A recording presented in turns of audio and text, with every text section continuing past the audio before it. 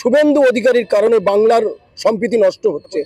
ইতিপূর্বে শুভেন্দু অধিকারী মুসলিম বিভিন্ন অনুষ্ঠানে গিয়ে সম্প্রীতির বার্তা দিয়েছে। মুসলিমদের স্বাধীনতায় মুসলিমদের বিরাট অবদান আছে, সে কথা একাধিক বর্তমান সময়ে আমরা দেখছি সম্প্রীতির বাংলাতেও কিছু কিছু জায়গা অশান্ত হচ্ছে, সাম্প্রদায়িক সম্প্রীতি নষ্ট হচ্ছে।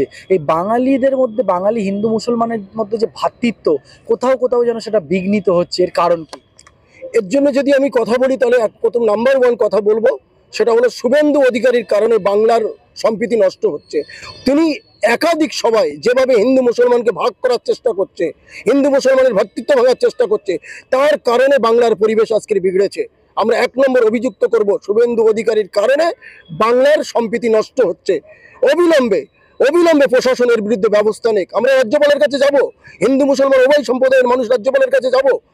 এতে এখানে যদি সুরাহা না হয় তাহলে আমরা রাষ্ট্রপতির কাছে যাব, অভিযোগ জানাবো শুভেন্দু অধিকারীর বিরুদ্ধে। শুভেন্দু অধিকারীর কারণে বাংলার সম্প্রীতি ভাঙছে, এটা নিয়ে কোনো সন্দেহ নেই। একাধিক শুভেন্দু অধিকারী বলছেন সনাতনীদেরকে ঐক্যবদ্ধ হতে বলছেন, হিন্দুদের রক্ষা করার কথা বলছেন, তাহলে তিনি সম্প্রীতি কিভাবে নষ্ট করছেন? দেখুন, যেমন বাংলার মুখ্যমন্ত্রী, সর্বধর্মের মুখ্যমন্ত্রী, উনি বিরোধী দলনেতা, উনিও সর্বধর্মের বিরোধী দলনেতা, উনি একটা ধর্মের থেকে বিরোধী দলনেতা নয়। উনি ইতিপূর্বে যে নেতা হয়েছে, শুভেন্দু অধিকারী বাংলার নেতা হয়েছে এই সংখ্যালঘু সবলের জন্যে, পল্টুর জন্য নেতা হয়েছে, আবু সুফিয়ানের জন্য নেতা হয়েছে, একাধিক মুসলিম নেতা পশ্চিমবাংলা থেকে ওনার সাপোর্ট করেছে। আর তার কারণে শুভেন্দু অধিকারী আজকের নেতা হয়েছে। আর নেতা হওয়ার পরে আজকে বিজেপিতে জয়েন করার পরে প্রতিনিয়ত মুসলমানদের এবং হিন্দুদের মধ্যে ভাগ করার পরিকল্পনা করছে। আগামীতে আমরা আশঙ্কা করছি শুভেন্দু অধিকারীর কারণে বাংলায় বড় কোনো ঘটনা ঘটে যেতে পারে, সম্প্রীতি ভাঙতে পারে। তাই অবিলম্বে প্রশাসনের এর ব্যবস্থা নেওয়ার জন্য আমরা অনুরোধ করব। প্রশাসন প্রধান মুখ্যমন্ত্রীর কাছে অনুরোধ করব, রাজ্যপালের কাছে অনুরোধ করব, সাথে সাথে রাষ্ট্রপতির কাছে আমরা যাবো যদি সুরাহা না হয়। তিনি যদি শান্তি সম্প্রীতি বিঘ্নিত করেন, আপনারা আদালতে কেন যাচ্ছেন না? একাধিক জায়গায় ওনার নামে অভিযোগ হয়েছে, আপনারা জানেন। একাধিক ক্ষেত্রে আদালত উনি মামলা খেয়েছেন,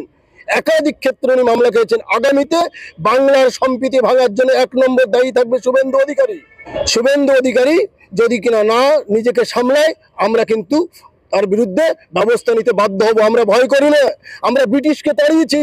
ব্রিটিশকে কিভাবে রুখেছি আমরা জানি। শুভেন্দু অধিকারী 3 টাকার গোলাম, 3 টাকার বিজেপির গোলাম, তার বিরুদ্ধে আমরা অ্যাকশন নেব, আমরা অ্যাকশনে যাব, আমরা আইনগতভাবে অ্যাকশনে যাব, তাকে আমরা রুখে দেবো, তার সম্প্রীতি, বাংলার সম্প্রীতি ভাঙতে দেবো না। তাই শুভেন্দু অধিকারীকে আমরা সাবধান করছি, আগামীতে যেন এরকম সম্প্রীতি ভাঙার কাজটা তিনি না করেন। মাননীয় মুখ্যমন্ত্রী চেষ্টা করছে বাংলাকে শান্ত রাখার জন্যে, কিন্তু একতরফাভাবে একটা সম্প্রদায়কে ঘৃণার বাতাবরণ নিয়ে এসে শুভেন্দু অধিকারী প্রতিনিয়ত প্রতিটা গ্রাম বাংলা থেকে শহর কেন্দ্রিক প্রতিটা জায়গায় যেভাবে উস্কাচ্ছে, মানুষের বিভেদ ভাঙছে, কতটা প্রশাসন ট্যাকেল করবে?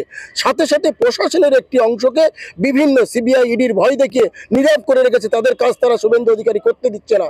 তারা সঠিক কাজ করলে তাদের উপরে সিবিআই ইডি লাগিয়ে দেবে, এই ভয় দেখিয়ে নীরবে একটা অন্য বাতাবরণ, সম্প্রীতি ভাঙার বাতাবরণ শুভেন্দু অধিকারী তৈরি করছে। ইডি সিবিআই তো কোনো প্রাইভেট সংস্থা না, সেটা তো কেন্দ্র সরকারের একটা সংস্থা।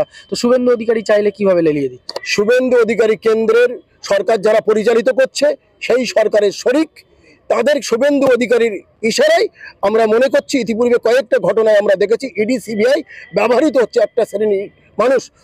ইডি সিবিআই এর মধ্যে সকল ব্যক্তি আমরা খারাপ বলবো না, ওই সংস্থায় অনেক ভালো মানুষ কাজ করে, কিন্তু তাদেরকে সঠিকভাবে কাজ করতে দিচ্ছে না শুভেন্দু অধিকারী।